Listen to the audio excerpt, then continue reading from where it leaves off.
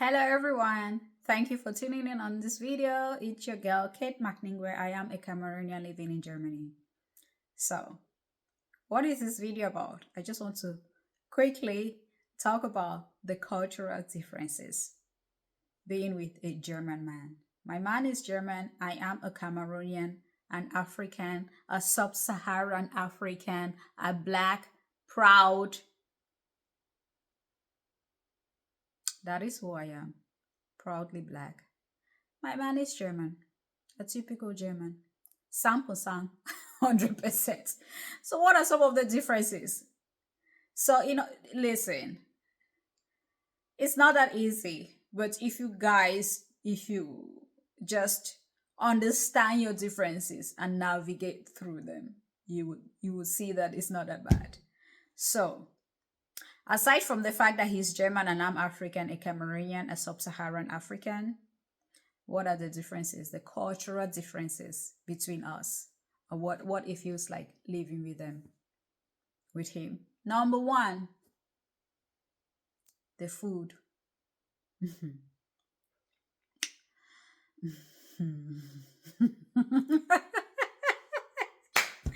Why am I laughing? If you know, you know.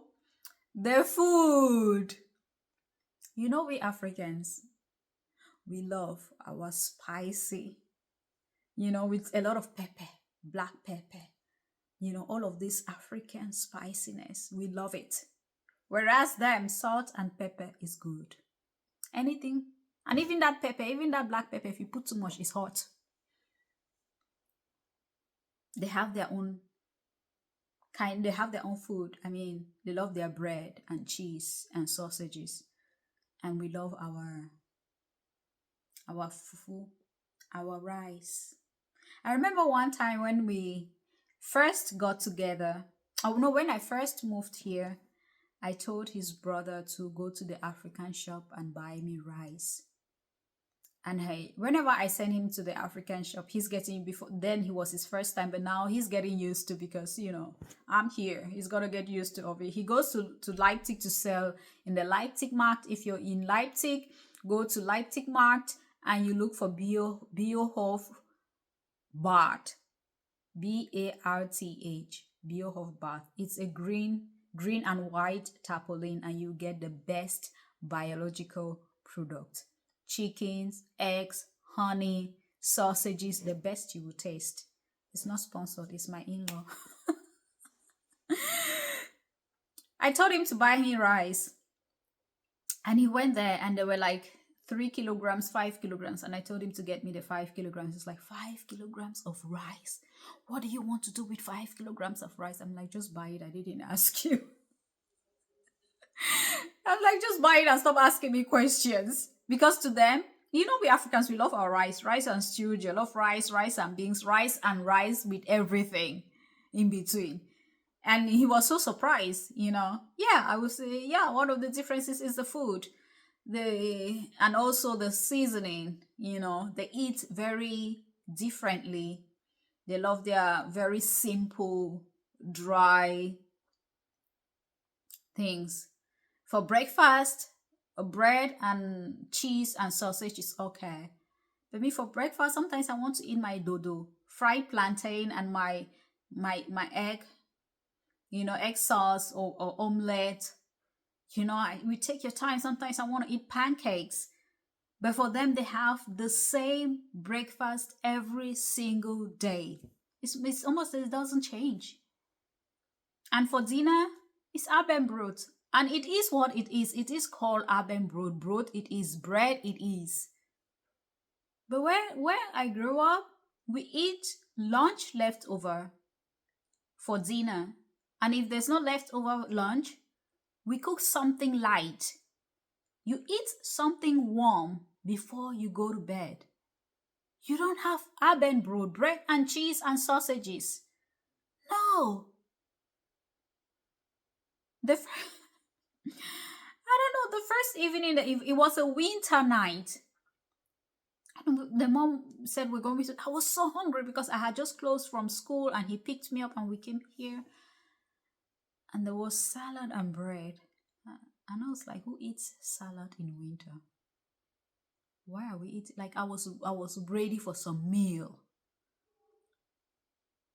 And he was like Abendbrot. I was like, what is Abendbrot? I said Abendbrot is dinner. I thought maybe it was just the name, but it is indeed Abendbrot. But no, we eat something warm before we go to bed. That's it. Another difference is cultural difference is how often they eat.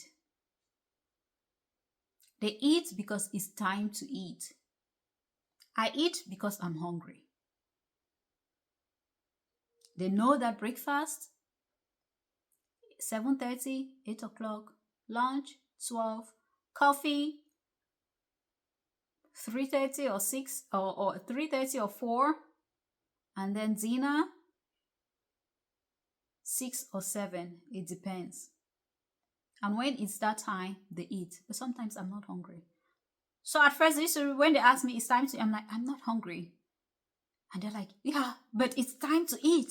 No, I'm not hungry. I'm not gonna eat.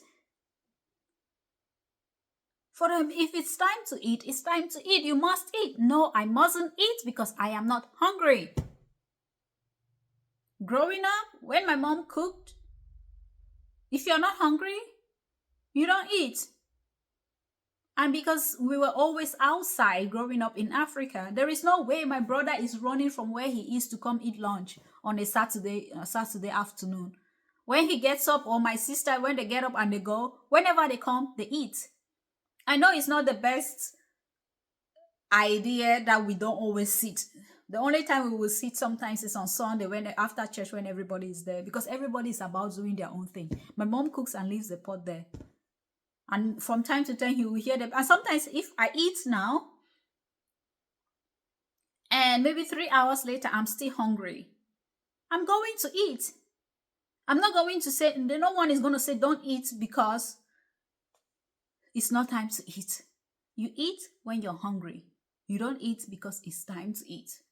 So that's the cultural difference. It took a lot of time for us to adjust. Because they always thought, oh, maybe I don't want to sit with them to eat. I was just not hungry. Like a Saturday morning, why am I eating at 7:30 on a Saturday morning? For them, they don't care if it's Saturday morning or not.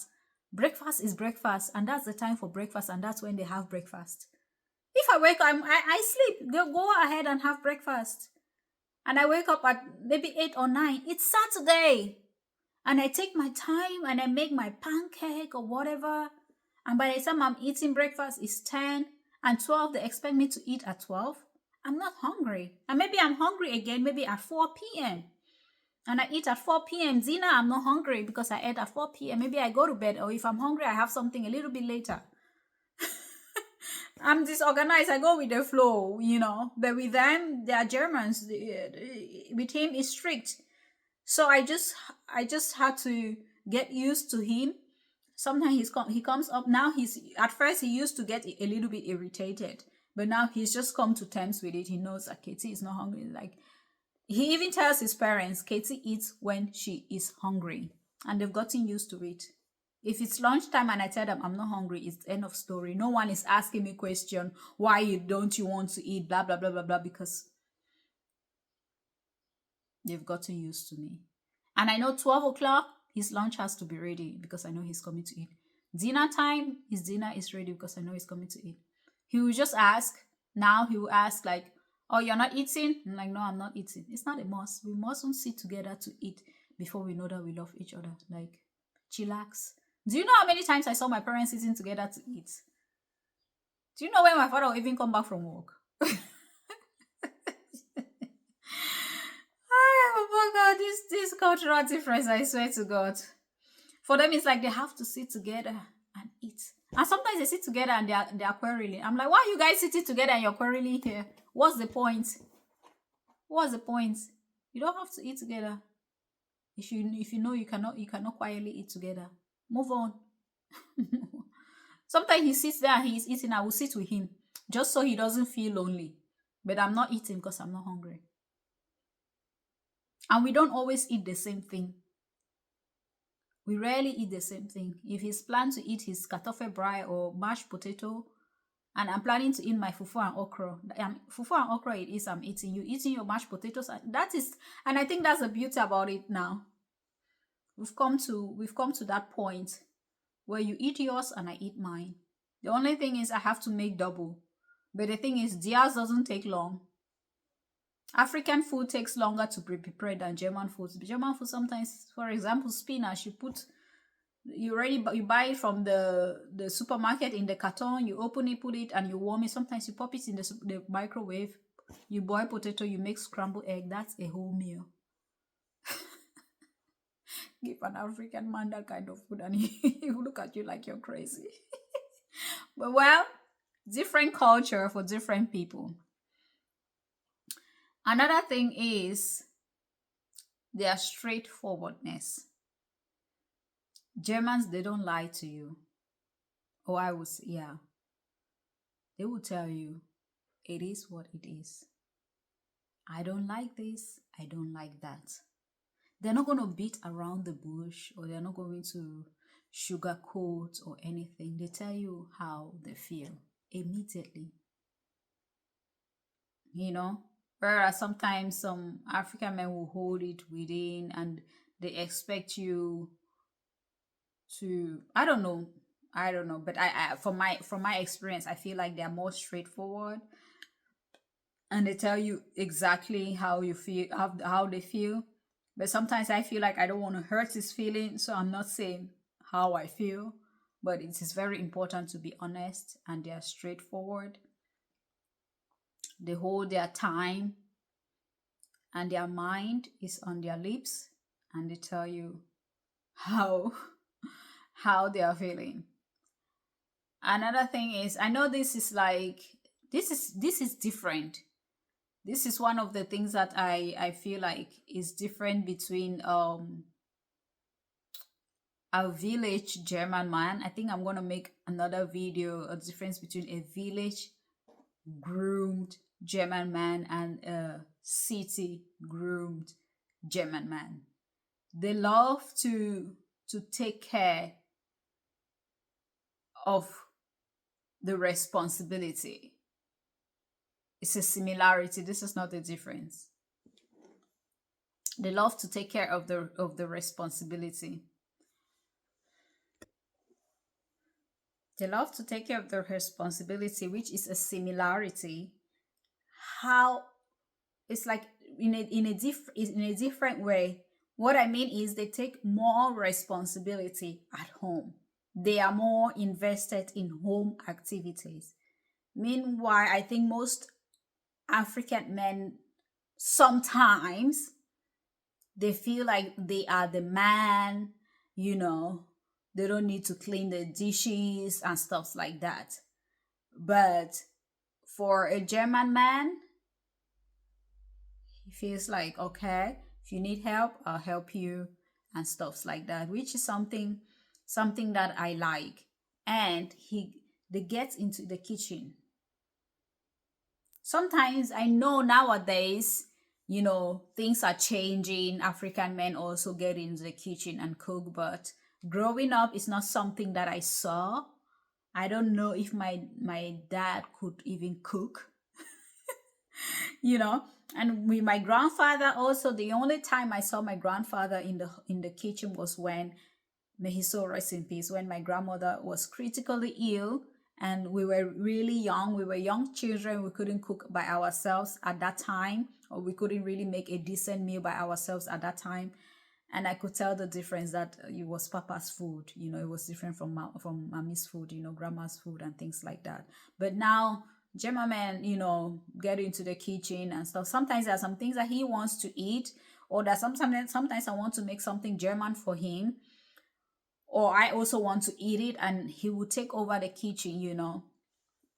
But whenever he decides to take over the kitchen, I'm like, oh Lord Jesus, take the wheel, because after that it's like a tornado. He's doing he's doing the cooking and I'm doing the cleaning, because I do not like the end result after he has done whatever he has done in the kitchen. So while he's doing it, I'm standing by the side. I'm washing and drying and keeping aside, because